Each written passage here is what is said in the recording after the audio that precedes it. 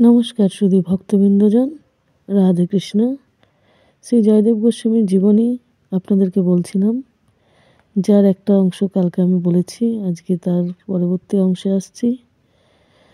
সেটা হলো আজকের থাকছে প্রধান পণ্ডিত হিসেবে তিনি সেবা কিভাবে পেয়েছিলেন।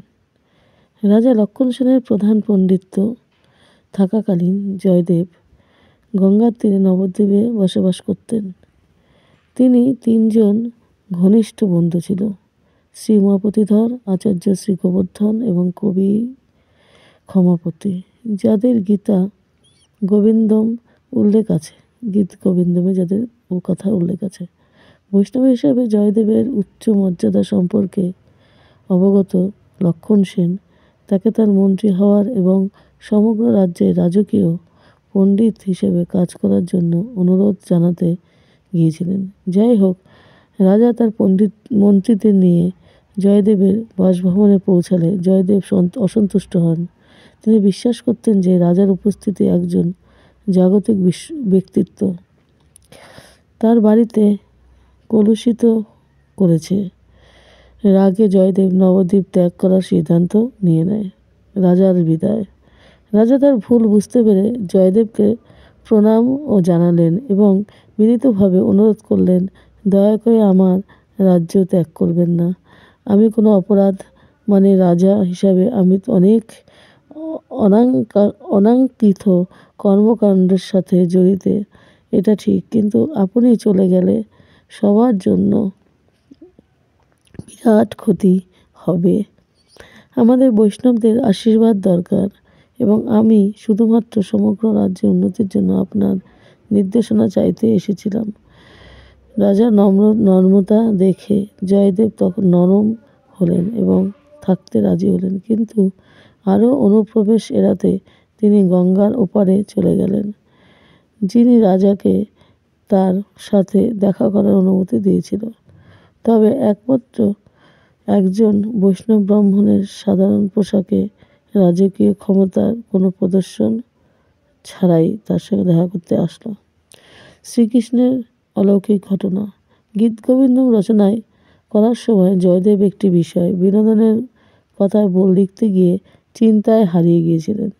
সেখানে কৃষ্ণ তাকে ছেড়ে যাওয়ার কথা পরে রাধা অনুতপ্ত হন। কৃষ্ণ তার ভক্তের সেবা হওয়ার বিষয়ে একটি নির্দিষ্ট শ্লোক লিখবেন কিনা তিনি সিদ্ধান্ত নিতে পারেননি। কাজ ফেলে তারপরে ভক্তদের সেবা হওয়ার বিষয়ে একটি নির্দিষ্ট শ্লোক লিখতে কিনা তিনি সিদ্ধান্ত নিতে পারেনি। কাজ ফেলে গোসল করতে গেল। তার অনুপস্থিতিতে ভগবান শ্রীকৃষ্ণ স্বয়ং জয়দেবের রূপে আবির্ভূত হন। তিনি কাজ সেরে যখন সে লিখতে বসছিল, কাজ সেরে সে স্নান করতে চলে গিয়েছিল এবং তার অনুপস্থিতিতে ভগবান শ্রীকৃষ্ণ সেখানে আবির্ভূত হন ও স্বর্ণালঙ্কারের শ্লোকটা লিখেছিলেন।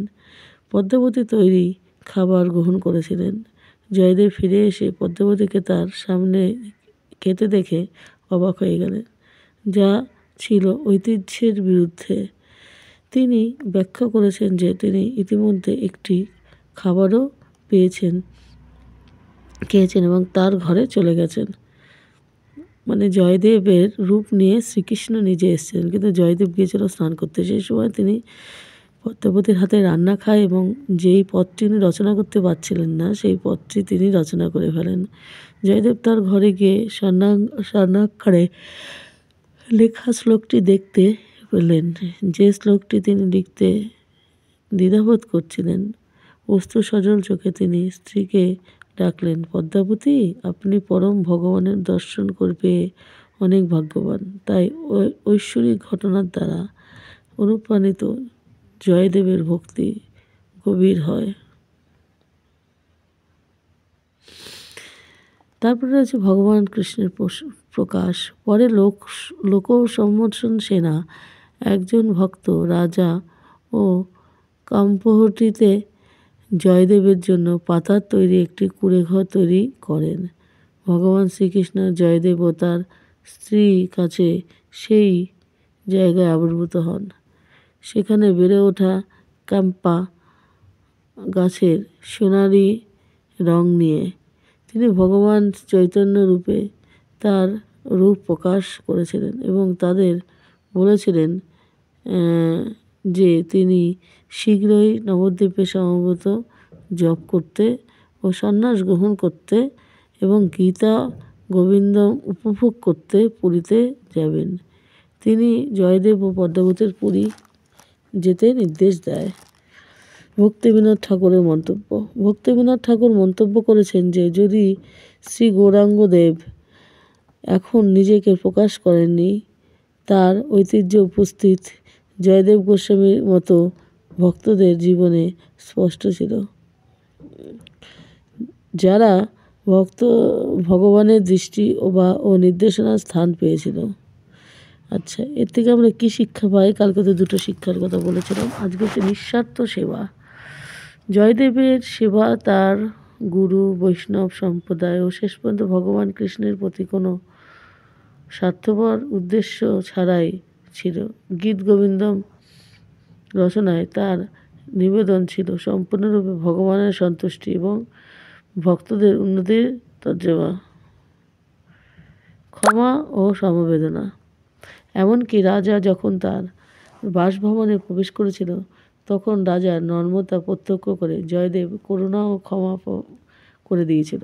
এটি আমাদের লোকেদের ভুলের বাইরে দেখতে এসে গ্রিক প্রকৃত অনুতাপকে চিন্তিত দেখান।